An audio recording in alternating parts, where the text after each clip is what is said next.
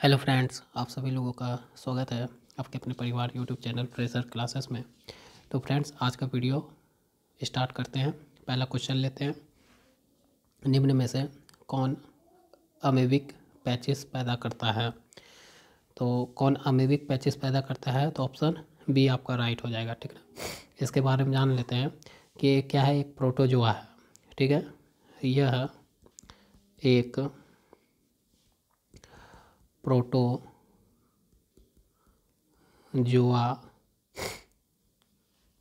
Protozoa के कारण होता है। ठीक ना।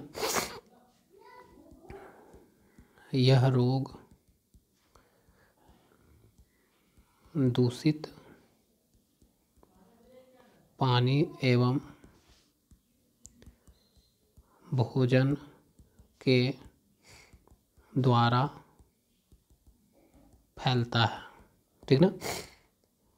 तो ये किसके कारण होता है अमेबिक पैचेस? तो एंट अमीबा हिस्टोलिका के कारण होता है।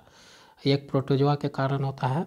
और ये कैसे फैलता है? तो दूषित पानी में वो हो सकता है प्रोटोजोआ मौजूद हो या भोजन पे।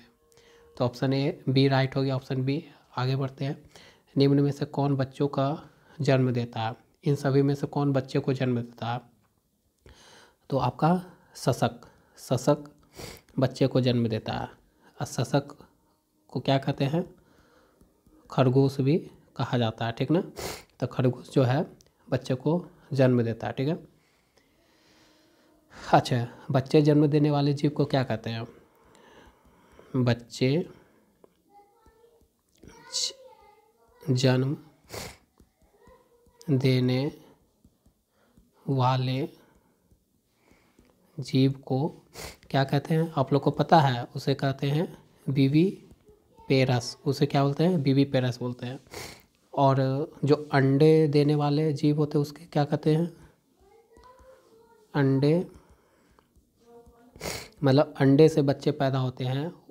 जो अंडे देते हैं जीव और उससे बच्चे पैदा होते हैं, तो अंडे के द्वारा जो बच्चे पैदा करता है उस जीव को क्या कहते हैं? वैसे जीव को क्या कहते हैं? ओवी पेरस बोलते हैं। उसे क्या बोलते हैं? ओवी पेरस। ये पौ है। ठीक है। तो ये भी आप लिख लेना नोट्स बुक में, आपके लिए बहुत अच्छा रहेगा। आगे बढ़ते हैं। सबसे ऊंचा सजीव वृक्ष कौन है? यूकेलिप्टस है। आंसर ए हो जाएगा ऑप्शन। आगे बढ़ते हैं। इंसुलिन उत्पादन की कमी से निम्न रोग होता है।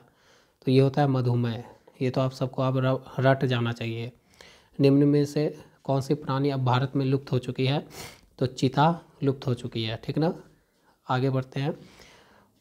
इसकी घोषणा कब हुई थी कि लुप्त हो चुकी है? इसकी घोषणा हुई थी 1952 में।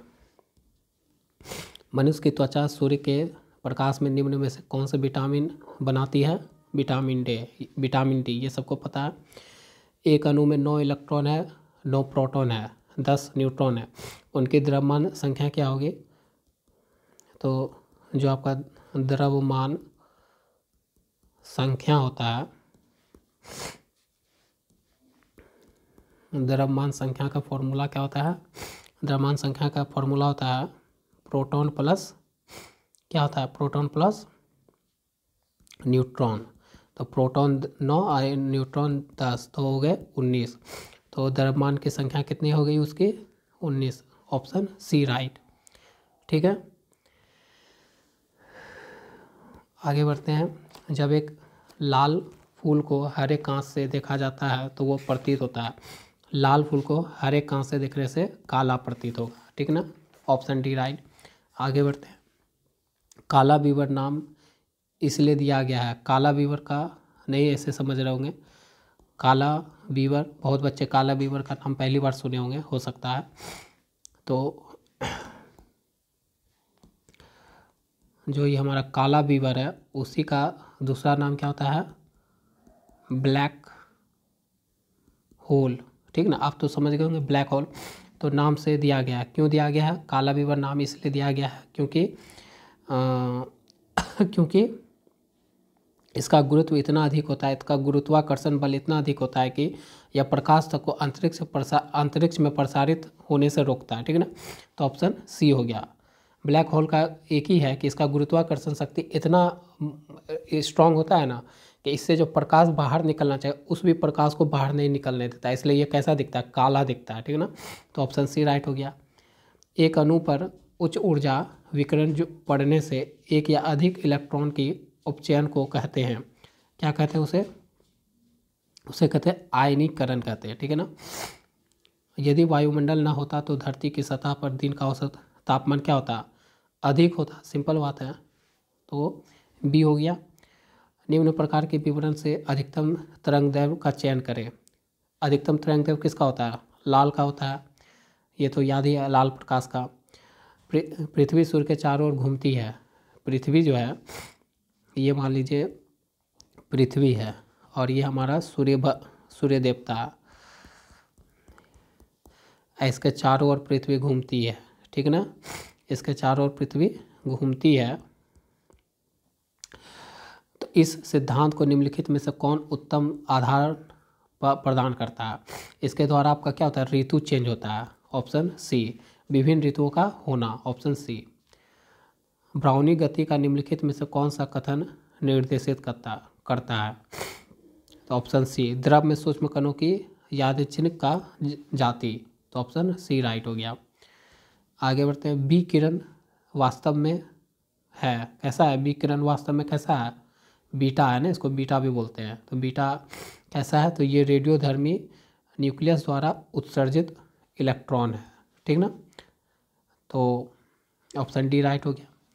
एक घर में लगे दो बल्ब में से एक दूसरे से तेज रोशनी देता है, दोनों में से किसका प्रतिरोध अधिक है। देखिए एक बल्ब में दो बल्ब, एक घर में दो बल्ब लगे हुए हैं, एक बल्ब दो बल्ब, ठीक ना, ये आपका बल्ब 1, ये आपका बल्ब 2, दो बल्ब लगे हुए हैं, एक दूसरे से तेज रोशनी देता है। मान लीजिए ये आपका तेज रोशनी देता है, ये कम रोशनी देने वाला बल्ब है, ठीक ना। तो दोनों में से किसका प्रतिरोध है, तेज वाला का प्रतिरोध मतलब क्या होता है, रेजिस्टेंस। तो प्रतिरोध सबसे ज़्यादा किसका होगा, तो हमारा तेज वाला का होगा, ठीक ना। तो तेज का ये या चमकीला बल्ब का ये इसका होगा, क्यों, क्योंकि प्रतिरोध क्या होता है, हीट बराबर क्या जानते हैं, हीट बराबर I² RT जानते हैं।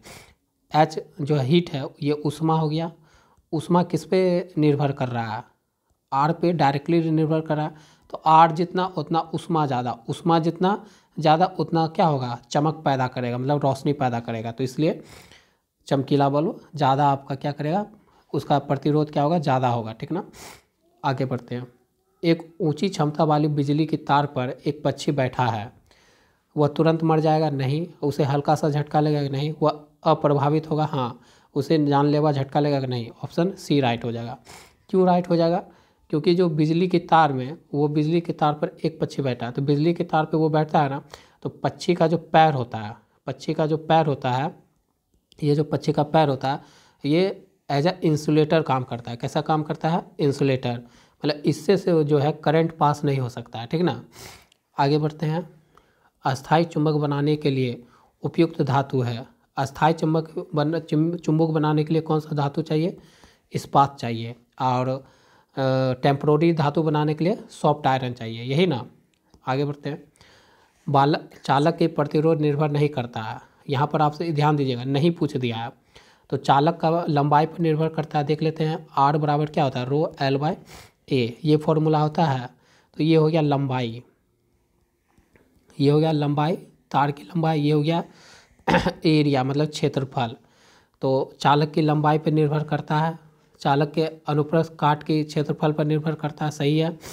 चालक के तापमान पर निर्भर करता है, सही है। चालक की प्रवाहित विद्युत धारा पर निर्भर नहीं करता, ऑप्शन डी। तो आपका राइट आंसर क्या हो जाएगा, डी। यहाँ नहीं पूछा है तो इस पर निर्भर नहीं करता, तो ऑप्शन डी राइट हो गया। इस तरह से आपके 20 आउट ऑफ 20 क्वेश्चन मैंने कंप्लीट करवा दिया, ठीक है ना। तो मिलते हैं आपसे नेक्स्ट वीडियो में। आज के लिए बस इतना ही। इसी तरह से चैनल से पढ़ते रहिए।